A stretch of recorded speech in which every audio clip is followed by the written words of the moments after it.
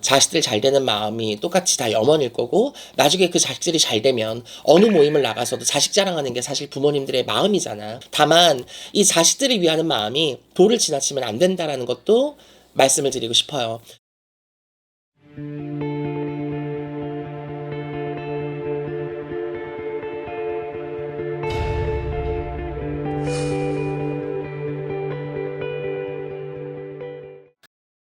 안녕하세요. 일산의 구슬동자 윤도령입니다. 아무래도 이제 나이가 들면은 보통 자식 자랑이 뭐 최고라고 하더라고요. 그쵸? 자식들이 정말 출세를 하고 건강하게 잘 어떤 커가길 어떤 이런 바라는 영혼의 어떤 비방이 있다라고. 윤도령이 꼽는 이제 자식을 위해서 해줄 수 있는 비방 혹은 방법 중에 최 세 가지를 뽑으라고 하면 가장 기본은 자식을 위해서 해줄 수 있는 초발언입니다.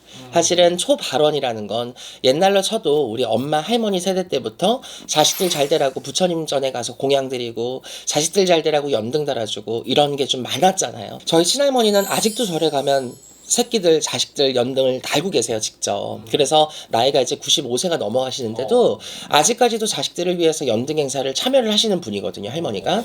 그것만큼 옛날 분들은 자식분들을 위해서 절에 가서 공양 올리고 쌀 올리고 시주하고 연등 달아주고 인등 올리고 부처님께 백팔배하고 이런 게 굉장히 많았어요. 요즘에는 뭐 우리가 뭐 장독도 안 쓰지만 부모님들이 자식들 잘 되라고 시험 잘 붙으라고 장독대에다가 물 떠놓고 빌 수는 없는 세상이라 정말 기본적인 기본은 무속인 선생님이나 절이 됐던 어느 특정 한 곳을 정해서 꾸준하게 내 자손을 위해서 빌어줄 수 있는 덕목이 좀 필요하겠다.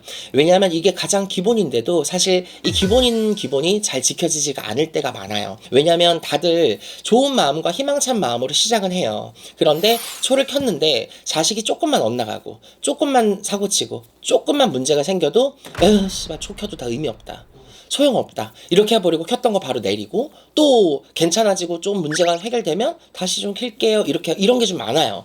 그러니까 너무 켰다 껐다를 반복하시는 분들이 난무하면서 초라는 건 사실 우리가 덕을 쌓아나가는 거잖아요. 탑을 쌓는 건데 탑을 쌓다 말고 이러면 정말 올바른 탑이 만들어지기가 힘들어요. 항상 우리가 제사상을 킬 때도 우리가 초를 항상 켰잖아요.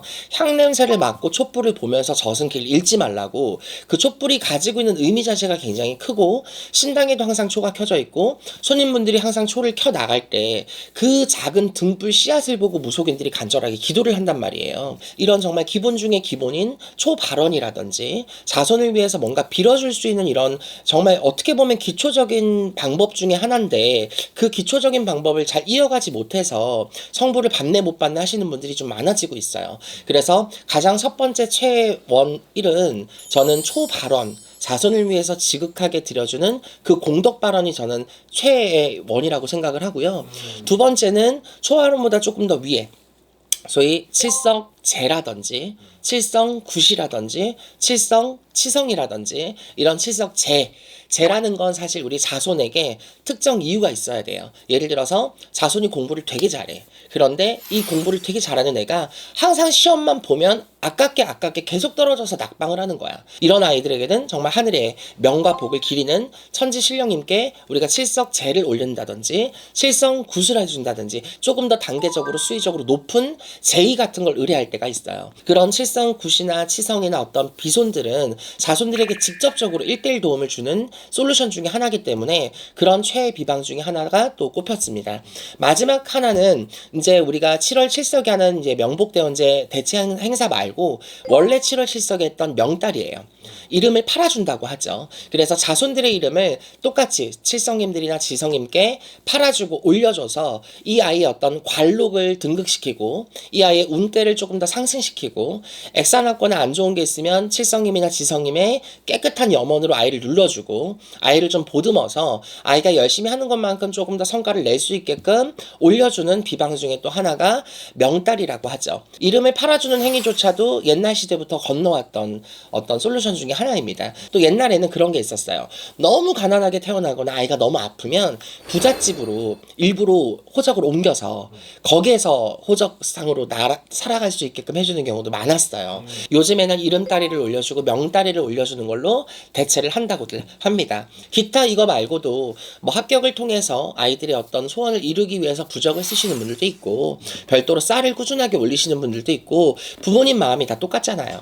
자식들 잘 되는 마음이 똑같이 다 염원일 거고 나중에 그 자식들이 잘 되면 어느 모임을 나가서도 자식 자랑하는 게 사실 부모님들의 마음이잖아. 다만 이 자식들을 위하는 마음이 도를 지나치면 안 된다라는 것도 말씀을 드리고 싶어요. 간혹 손님들 보면 손님 어머님께서 아버님께서 자식들이 뭐 정말 의사가 돼야 된다. 얘 지금 한의대 가야 되는데 약대 가야 되는데 정말 계속 안 된다. 떨어진다. 근데 점을 보면 윤도령이 항상 하는 말이 있어요. 근데 미안한데 어머님 이 아이가 원해서 가는 건가요?